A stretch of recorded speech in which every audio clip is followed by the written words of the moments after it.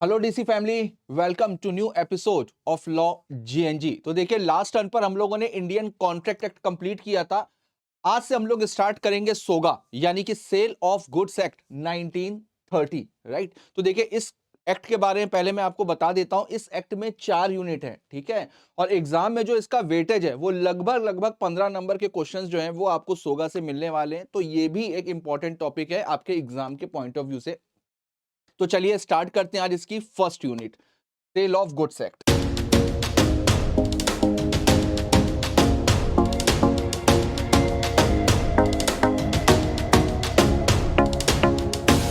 सबसे पहले तो एक इंट्रोडक्टरी पार्ट इसका देख लेते हैं, सेल ऑफ गुड्स एक्ट। देखिए, ये तो आप सबको मैंने पहले भी बताया हुआ है, जिन लोगों ने मेरे पहले वाले वीडियोस देखे हैं, कि सेल ऑफ गुड्स एक्ट 1930 पहले इंडियन कॉन्ट्रैक्ट एक्ट का पार्ट हुआ करता था। राइट।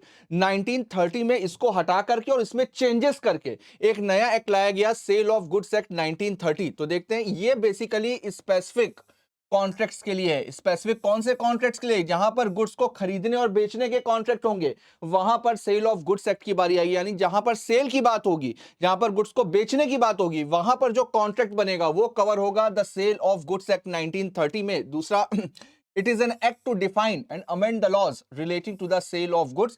तो इसके पहले इंडियन कॉन्ट्रैक्ट एक्ट अप्लाई हुआ करता था। इंडियन कॉन्ट्रैक्ट एक्ट के बाद में 1930 में इसको हटाया गया उससे, और इसमें अमेंडमेंट करके नया एक्ट इंट्रोड्यूस किया गया। ये आया है बेसिकली 1 जुलाई 1930 को। The provisions of the act are applicable to the sale of only movable property। So बेटा, यहां पर जो हम लोग बात करेंगे ना, अगर कभी भी प्रॉपर्टी की बात होगी तो इसका मतलब आप समझ जाइए कि यहां पर मूवेबल प्रॉपर्टी की बात हो रही है, क्योंकि इमूवेबल प्रॉपर्टी को खरीदने और बेचने का काम सेल ऑफ गुड्स एक्ट में कवर नहीं है। अगर इमूवेबल प्रॉपर्टी को खरीदने और बेचने की बात करेंगे तो वहां पर transfer of property act applicable होगा। तो सेल ऑफ गुड्स एक्ट में हमेशा मूवेबल प्रॉपर्टी की बात करी जाएगी। It is not applicable to immovable properties, और ये पूरे के पूरे इंडिया में एप्लीकेबल होता है। हाँ, तो देखिए, formation of the contract of sale. देखिए, सबसे पहले सेल ऑफ गुड्स एक्ट में गुड्स को खरीदने और बेचने की बात करी जा रही है। तो यहां पर जो कॉन्ट्रैक्ट बनेगा उस कॉन्ट्रैक्ट का नाम क्या होगा? Contract of sale. तो कॉन्ट्रैक्ट ऑफ सेल के लिए सबसे पहले क्या क्या जरूरी है, इसका एक फ्रेमवर्क बताया गया है। सबसे पहले तो एग्रीमेंट होना चाहिए, सेल ऑफ कॉन्ट्रैक्ट। तो यानी कि यहां पर कॉन्ट्रैक्ट बन रहा है, तो कॉन्ट्रैक्ट बनने से पहले क्या हुआ होगा? एग्रीमेंट हुआ होगा। तो एग्रीमेंट का होना जरूरी है। दो पार्टीज इसमें होंगी, एक होगा बायर और एक होगा सेलर। अब transfer of property. Transfer of property इस पूरे एक्ट में, सेल ऑफ गुड्स एक्ट में कहीं पर भी ये वर्ड आए, प्रॉपर्टी वर्ड आए, तो प्रॉपर्टी का मतलब आप समझ जाइए कि यहां पर इसका मतलब है ownership. Sale of goods act में जो प्रॉपर्टी शब्द है, प्रॉपर्टी वर्ड है, उसका मतलब क्या है? उसका मतलब है ओनरशिप। यानी कि सेल का मतलब क्या होगा? सेल में ओनरशिप का ट्रांसफर होना जरूरी है।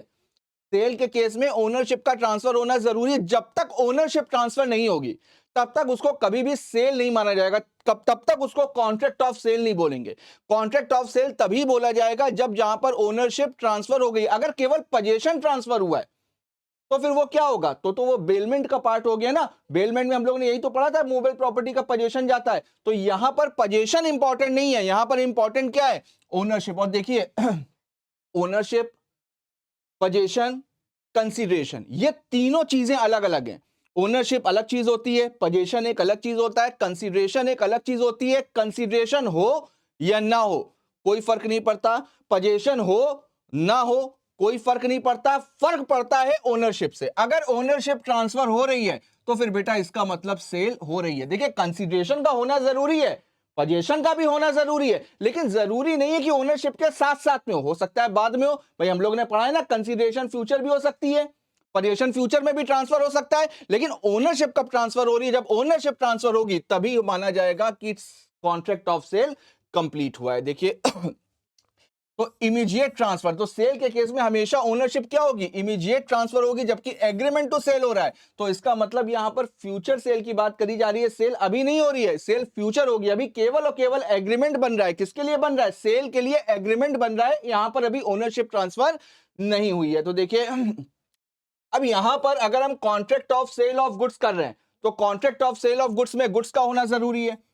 अब गुड्स कितने तरह के होते हैं? गुड्स सबसे पहले आते हैं existing goods, future goods, contingent goods. तीन तरह के गुड्स होते हैं, एग्जिस्टिंग, फ्यूचर और कॉन्टीजेंट। और एग्जिस्टिंग गुड्स के पार्ट होते हैं स्पेसिफिक गुड्स और असर्टेन गुड्स और अनअसर्टेन। ये तीनों एग्जिस्टिंग गुड्स की कैटेगरी में आते हैं। या आप इसको ऐसे भी बोल सकते हो कि एग्जिस्टिंग गुड्स को तीन पार्ट में डिवाइड किया गया है, specific goods, ascertain goods, uncertain goods. तो अब देखिए होता क्या है, तीनों का मतलब अलग अलग समझते हैं। देखिए तीनों का मतलब एक अलग अलग समझते हैं। तो देखते हैं यहां पर एग्जिस्टिंग गुड्स। देखिए एग्जिस्टिंग गुड्स को हम तीन पार्ट में डिवाइड कर ले रहे हैं। सबसे पहले आ गया स्पेसिफिक गुड्स, फिर आ गया असर्टेन गुड्स, फिर आ गया अनअसर्टेन। देखो एग्जिस्टिंग गुड्स का मतलब क्या है कि जिस समय कॉन्ट्रैक्ट बन रहा है, time of contract of sale, ठीक है, जिस समय कॉन्ट्रैक्ट बन रहा है उस समय ये गुड्स एग्जिस्ट कर रहे हैं, गुड्स एग्जिस्ट कर रहे हैं। लेकिन इसको तीन कैटेगरी में डिवाइड किया गया है। सबसे पहले specific goods, ascertain goods, uncertain. हम लोग यहां से स्टार्ट करते हैं, राइट। अनअसर्टेन गुड्स का मतलब क्या होता है, जैसे मान लीजिए कि मैं कार खरीदने के लिए गया, एक अब शोरूम में 100 कार खड़ी हुई हैं। अब मुझे पता है कि मुझे इन 100 में से कोई एक कार लेनी है, लेकिन मुझे अभी ये नहीं पता कि मुझे कौन सी कार मिलने वाली है। तो अभी आज की डेट में मेरे लिए क्या है, मेरे लिए वो अनसर्टेन गुड्स है, क्योंकि मुझे नहीं पता उसमें से कौन सी कार मिलेगी। मिलेगी, एग्जिस्ट कर रही है, वो 100 की 100 कार एग्जिस्ट कर रही है, लेकिन उसमें से कौन सी कार मुझे मिलेगी मुझे नहीं पता। जब उन 100 कार में से हम एक इलेक्ट कर लेते हैं, सॉरी,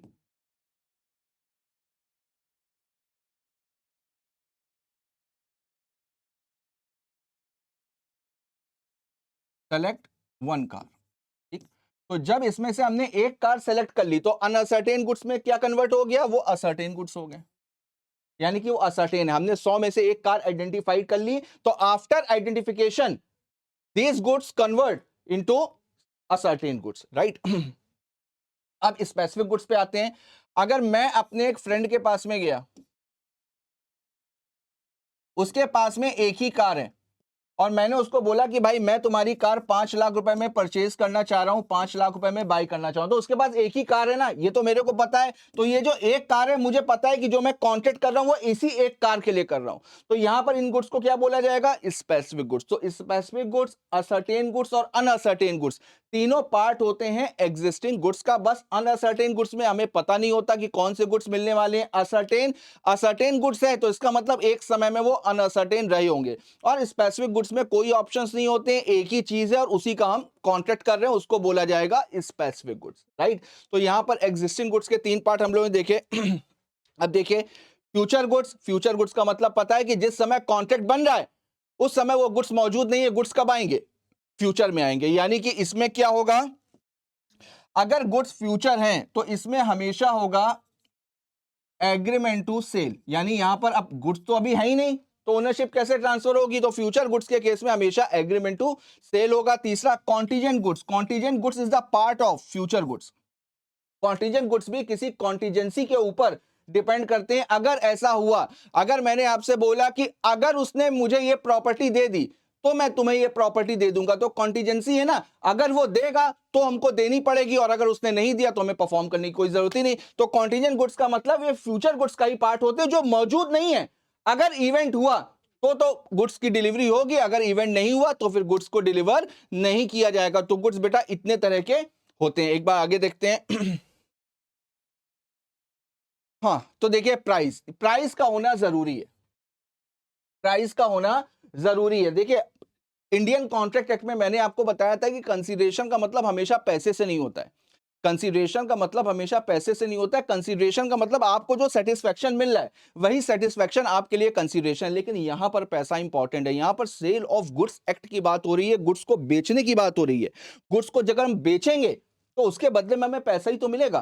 क्यों, क्योंकि बार्टर सिस्टम जो होता है ना, exchange of goods, barter system sale of goods act में कवर नहीं है। बार्टर सिस्टम के लिए भी transfer of property act applicable होगा। लेकिन अगर पार्टली बार्टर है, पार्टली कंसीडरेशन है, यानी पार्टली मनी इन्वॉल्व है, तो फिर वो transaction sale of goods act में कवर होगा। जैसे फॉर एग्जांपल मैंने आपको 10 केजी राइस दिया, बदले में आपने मेरे को 5 केजी शुगर दे दी और साथ में 500 रुपए दे दिए। तो 500 रुपए कंसीडरेशन यानी कि प्राइस हो गया, और जो 5 केजी आपने शुगर दी है वो बार्टर हो गया। तो पार्टली बार्टर, पार्टली कंसीडरेशन, ये ट्रांजैक्शन कवर होगा सेल ऑफ गुड्स एक्ट में। ठीक। लेकिन अगर प्योर बार्टर होता, मैंने आपको 5 किलो राइस दिए, आपने बदले में मेरे को 10 केजी शुगर दे दी, ठीक, तो ये बार्टर सिस्टम कहलाएगा, ये कवर नहीं होता है सोगा में, इस चीज को ध्यान रखना है। तो बेटा यहां पर कंसीडरेशन का मतलब क्या है? कंसीडरेशन का मतलब है प्राइस, प्राइस होना चाहिए। Sale of goods act is a part of business law. Business हमेशा प्रॉफिट के लिए किया जाता है, राइट? मुफ्त में थोड़ी ना किया जाता है। तो यहां पर प्राइस का होना जरूरी है, मनी कंसीडरेशन कंपलसरी है। देखिए, एसेंशियल्स ऑफ वैलिड कॉन्ट्रैक्ट। अब देखिए, बायर एंड सेलर, मैंने अभी आपको बताया कि किसी भी कॉन्ट्रैक्ट में, contract of sale of goods में कम से कम 2 पार्टीज होंगी। एक आदमी अपने ही गुड्स को थोड़ी ना खरीदेगा, ठीक? तो यहां पर 2 पार्टीज होंगी, एक बायर होगा और एक सेलर होगा। जो गुड्स को खरीदता है उसको बोला जाएगा बायर, सेक्शन 2 क्लॉज 1, और सेलर का मतलब जो गुड्स को बेचता है या गुड्स को बेचने के लिए अग्री कर रहा है, तो उसको बोला जाएगा सेलर, सेक्शन 2 क्लॉज 13। एग्जाम्पल देख लेते हैं। On 1 June 2021, A agrees to sell 100 bales of cotton to B for rupees 1000. Here, A is a seller and B is a buyer. आगे देखते हैं गुड्स।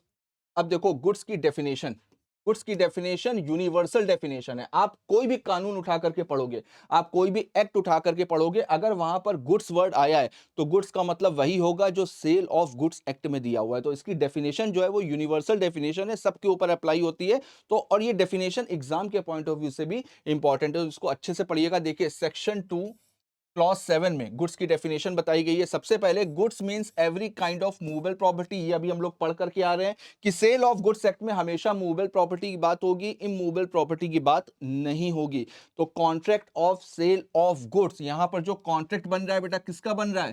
सेल ऑफ गुड्स का। और goods का मतलब क्या है? Goods means every kind of movable property. तो मूवेबल प्रॉपर्टी को ही हमेशा इसमें इंक्लूड किया जाएगा, other than actionable claim, money in circulation. दो चीजों को एक्सक्लूड किया गया है, दो चीजों को हटाया गया है। किसको? एक्शनेबल क्लेम को। एक्शनेबल क्लेम का मतलब ऐसे क्लेम्स जिनके अगेंस्ट में हम एक्शन ले सकते हैं before the court of law.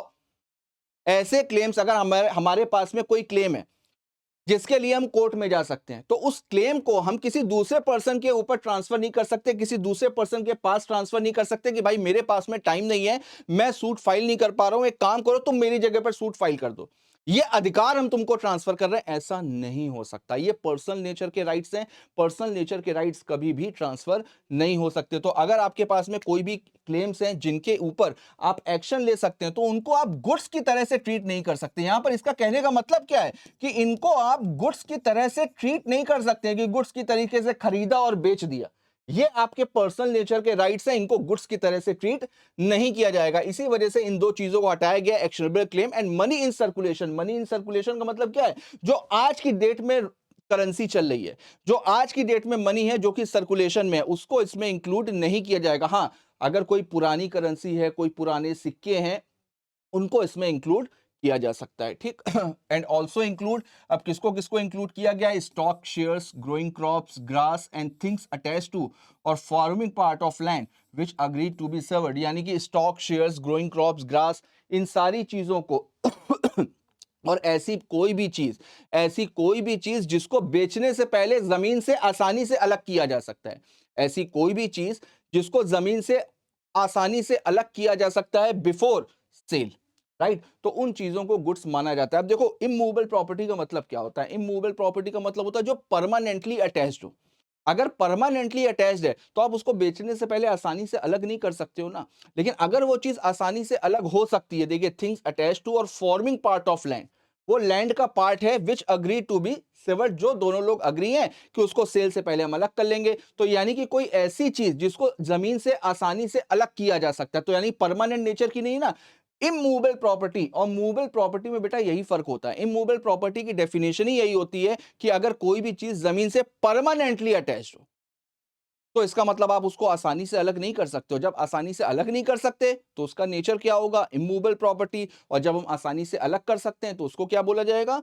Movable property. तो इतनी सारी चीजों को इसमें इंक्लूड किया गया है। तो देखिए एक बार goods includes both tangible goods and intangible goods. Actionable claims are claims which can be enforced only by an action suit. Example, debt. A debt is not a movable property or goods. तो same वही चीज है जो मैंने अभी आपको बताई। उम्मीद है कि गुड्स की डेफिनेशन आपको समझ में आई होगी। तो चलिए आगे देखते हैं। अब देखिए क्लासिफिकेशन ऑफ गुड्स, ये मैंने अभी आपको क्लियर किया। Classification of goods, goods are broadly classified as existing goods. Existing goods को 3 पार्ट में डिवाइड किया गया है, स्पेसिफिक, असर्टेन, अनअसर्टेन। ये तीनों चीजें मैंने आपको बताई। Future goods, contingent goods. आगे देखते हैं। अब देखिए स्पेसिफिक क्लासिफिकेशन ऑफ गुड्स में एग्जिस्टिंग गुड्स देखिए section 6, goods in existence at the time of contract of sale. वही चीज है जो मैंने आपको बताई, जिस समय कॉन्ट्रैक्ट बन रहा है उस समय अगर गुड्स मौजूद हैं तो उसको बोला जाएगा एग्जिस्टिंग गुड्स। और गुड्स ओन और परचेज और acquired by the seller at the time of contract of sale, यानी जिस समय कॉन्ट्रैक्ट ऑफ सेल बन रहा है उस समय सेलर के पास में वो गुड्स होने चाहिए या उसका पोजीशन होना चाहिए। जिस समय कॉन्ट्रैक्ट बन रहा है उस समय सेलर के पास में वो गुड्स होने चाहिए, तो उसको बोला जाएगा एग्जिस्टिंग गुड्स। और इसको 3 पार्ट में डिवाइड किया गया, ये तीनों मैंने अभी आपको अब देखिए specific goods, goods identified and agreed upon at the time of contract of sale is made. Samsung Galaxy X7H IFB washing machine of 7 kg। Specific है, यही लेना है, यही ब्रांड है, यही फोन है, हमें यही लेना है। यहाँ पर अनसर्टेनिटी सर्टेनिटी इन सबसे कोई मतलब ही नहीं है, तो इसको बोला जाएगा specific goods. Ascertain goods, goods which are identified in accordance with the agreement after the contract of sale is made. A owns 10 Maruti car, B contract with A to buy one out of them. After the contract, A keeps out one car to be given to B. तो देखिए यहाँ पर वही चीज है जो मैंने आपको बताई। 10 कारें थी, जब 10 कारों में से जब कॉन्ट्रैक्ट ऑफ सेल हो गया, कॉन्ट्रैक्ट ऑफ सेल के बाद में क्या हुआ, एक कार उसमें से अलग कर दी गई। तो जैसे ही वो एक कार अलग हुई उसको क्या बोला जाएगा? Ascertain goods. अनअसर्टेन देखते हैं, goods which are not specifically identified. तो अभी तक गुड्स को आइडेंटिफाइड नहीं किया गया है और ascertained at the time of making of the contract. A owns 10 Maruti cars, B contract with A to buy any one car out of them. तो अभी वो क्या है, अभी 10 कारों में से एक कार लेनी है, कौन सी कार लेनी है ये नहीं पता, तो इसको क्या बोला जाएगा? Uncertain goods. लेकिन तीनों में एक चीज कॉमन है कि तीनों ही जिस समय कॉन्ट्रैक्ट बन रहा है उस समय वो एग्जिस्ट कर रहे हैं। एग्जिस्ट अगर कर रहे हैं तो फिर उसको बोला जाएगा एग्जिस्टिंग गुड्स, भले ही वो स्पेसिफिक हो, असर्टेन हो, अनअसर्टेन। आगे देखते हैं फ्यूचर गुड्स। अब देखिए section 2 clause 6, goods to be manufactured और प्रोड्यूस्ड और एक्वायर्ड, यानी गुड्स या तो बनने हैं या प्रोड्यूस होने हैं या एक्वायर होने हैं by the seller after making the contract of sale. Example 100 quintals of potatoes to be grown in mister S field. तो 100 kg quintals of potatoes grown होने हैं मिस्टर ए की फील्ड में, अभी है नहीं, वो फ्यूचर में होंगे, जब होंगे तब बेचा जाएगा। कॉन्टीजेंट देखते हैं, the acquisition of which by the seller depends upon an uncertain contingency, यानी फ्यूचर के अनसर्टेन इवेंट के ऊपर डिपेंड करते हैं, uncertain event. We contract to sell 500 pieces of particular item provided the ship which is bringing them reaches the port safely। अगर port में वो safely ship पहुंच गई तो हम आपको 500 पीसेस ऑफ पर्टिकुलर आइटम देंगे। तो ये कॉन्टीजेंट है ना, पता नहीं शिप पहुंचेगी कि नहीं पहुंचेगी, तो अगर पहुंच गई तो देना पड़ेगा, नहीं पहुंची तो फिर देने की कोई जरूरत ही नहीं। लेकिन जैसा कि मैंने आपको बताया कॉन्टीजेंट गुड्स फ्यूचर गुड्स का ही पार्ट होते हैं, राइट। आगे देखते हैं डिलीवरी। देखिए delivery sale of goods act में जरूरी है, इंपॉर्टेंट रोल प्ले करती है डिलीवरी, क्योंकि अगर बायर गुड्स को खरीद रहा है तो क्यों खरीद रहा है? ताकि उसका गुड्स का पोजीशन, गुड्स की डिलीवरी उसको मिल जाए, ठीक है। तो डिलीवरी का होना जरूरी है। और डिलीवरी का मतलब क्या होता है? डिलीवरी का मतलब होता है transfer of position to one person to another, यानी जब सेलर गुड्स का पोजीशन बायर को दे देता है तो फिर माना जाता है कि गुड्स की डिलीवरी हो गई। देखते हैं सोगा क्या बोलता है, section 2 clause 2, voluntary transfer of position from one person to another is equal to, right. अब देखते हैं टाइप्स ऑफ डिलीवरी। डिलीवरी कितने तरह की होती है, तो बेटा 3 तरह की होती है, एक्चुअल, कंस्ट्रक्टिव और सिंबॉलिक। लेकिन जैसा कि मैंने आपको बताया कि contingent goods is a part of future goods, उसी तरीके से symbolic delivery is a part of constructive delivery, right. अब देखो एक्चुअल डिलीवरी का मतलब क्या होता है, एक्चुअल डिलीवरी का मतलब जब हम एक्चुअली हैंड ओवर कर दें, जैसे ये पेन है, ठीक है, अगर ये पेन मैं आपको हैंड ओवर कर दूं तो इसको क्या बोला जाएगा, एक्चुअल डिलीवरी। जहां पर गुड्स को फिजिकली हैंड ओवर किया जाता है, दिया जाता है, उसको क्या बोला जाता है, एक्चुअल डिलीवरी। देखिए, goods physically delivered to the buyer, example a shopkeeper sold one Apple smart watch to B. Constructive delivery, तो देखो कंस्ट्रक्टिव वर्ड का मतलब क्या होता है, कंस्ट्रक्टिव वर्ड का मतलब होता है अज्यूम करना। कंस्ट्रक्टिव वर्ड का मतलब क्या होता है, अज्यूम करना, यानी यहां पर मान लिया जाएगा कि डिलीवरी हो गई है, ठीक। तो देखिए, without any change in the custody or actual position of the thing, a warehouseman holding the goods of A agrees to hold them on behalf of B at A's request। तो यहां पर भले ही कोई दूसरा पर्सन बायर के behalf पर goods को hold कर रहा है, वो एक्नॉलेज कर रहा है कि वो बायर के बिहाफ पे, तो एक्चुअल में बायर नहीं है, बायर के बिहाफ पे सेलर होल्ड कर रहा है या कोई दूसरा पर्सन कर रहा है, तो उसको क्या बोला जाएगा, कंस्ट्रक्टिव डिलीवरी। एक आसान सा एग्जांपल देख लेते हैं। जैसे मान लीजिए कि मेरे दोस्त ने मेरे से बोला कि भाई अपनी कार दे दो, मैंने कहा ठीक है, उसने अपने ड्राइवर को भेज दिया। अब मैंने क्या किया, मैंने कार किसको दी, ड्राइवर को दी, लेकिन वो ड्राइवर किसको रिप्रेजेंट कर रहा है, मेरे फ्रेंड को रिप्रेजेंट कर रहा है, तो यहां पर मैं मान करके चलूंगा कि उसके ड्राइवर को दे दी, इसका मतलब मैंने अपने दोस्त को कार दे दी।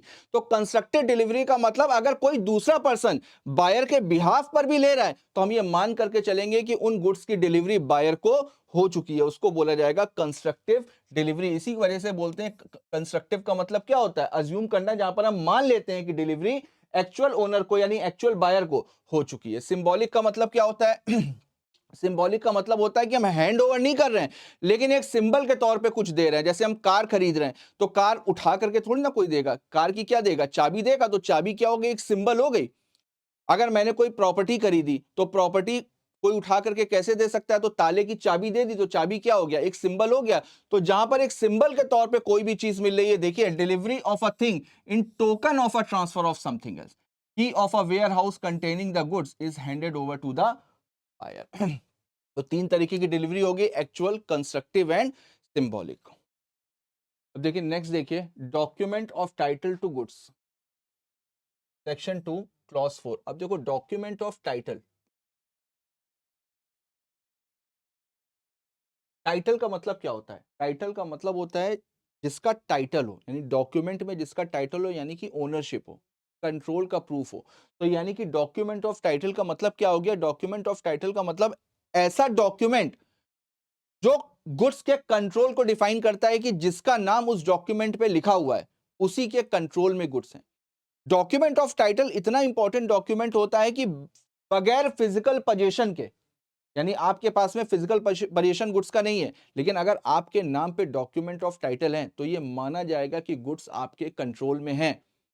अगर मान लीजिए कि सेलर ने बायर को गुड्स बेचे, ठीक, पोजीशन अभी भी सेलर के पास में, लेकिन डॉक्यूमेंट ऑफ टाइटल चला गया बायर के नाम पे, तो ये मान करके चला जाएगा कि भाई गुड्स का जो पोजीशन है, गुड्स का जो कंट्रोल है, वो बायर का है। और अगर बायर चाहे तो डॉक्यूमेंट ऑफ टाइटल से गुड्स को रीसेल भी कर सकता है, गुड्स को किसी सब्सिक्वेंट बायर को बेच भी सकता है। तो डॉक्यूमेंट ऑफ टाइटल का मतलब ऐसा डॉक्यूमेंट जो गुड्स के पोजीशन को और गुड्स के कंट्रोल को डिफाइन करता है without any actual delivery. Actual delivery important नहीं है, उस डॉक्यूमेंट में जिसका नाम लिखा होगा उसी के नाम पे गुड्स माने जाएंगे और यही माना जाएगा कि यही पर्सन गुड्स को होल्ड कर रहा है, भले ही उसके पास में फिजिकल पोजीशन हो या ना हो। देखते हैं एक बार, document of title to goods for authorising or proposing to authorise either by endorsement or by delivery, चाहे डॉक्यूमेंट ऑफ टाइटल की डिलीवरी हो या उसको हम किसी दूसरे पर्सन को इंडोर्स कर दे। जैसे अभी मैंने आपको बताया कि अगर बायर के नाम पे डॉक्यूमेंट ऑफ टाइटल है तो वो किसी दूसरे पर्सन को ट्रांसफर कर सकता है, यानी कि इंडोर्स कर सकता है। The possessor of the document to transfer or receive goods thereby represented. तो जिसके पास में डॉक्यूमेंट है, जिसके पोजीशन में डॉक्यूमेंट है, तो उसके पास में पूरा राइट होता है गुड्स के regarding. Example, bill of lading, dock warrant, warehouse keeper certificate, wharfinger certificate, railway receipt, warrant and order of delivery of goods. इनमें से कुछ भी होगा और उसमें अगर बायर का नाम लिखा हुआ है तो यही माना जाएगा कि भाई बायर के पोजीशन में गुड्स हैं, बायर के कंट्रोल में गुड्स हैं। तो देखिए, एक आसान तरीके से अगर समझो तो document of title to goods क्या होता है? प्रूफ ऑफ द पोजीशन और कंट्रोल ऑफ द मेरी बात सबको समझ में आई? ठीक है, तो डॉक्यूमेंट ऑफ टाइटल बेटा ये इंपॉर्टेंट है एग्जाम के पॉइंट, राइट। तो चलिए आज के लिए हम लोग इतना ही रखते हैं। नेक्स्ट टर्न पर इस यूनिट को हम लोग कंप्लीट करेंगे, तब तक एक बार इसको अच्छे से रिवाइज कर लीजिएगा। चलिए मिलते हैं नेक्स्ट एपिसोड में, तब तक के लिए all the best, goodbye, thank you.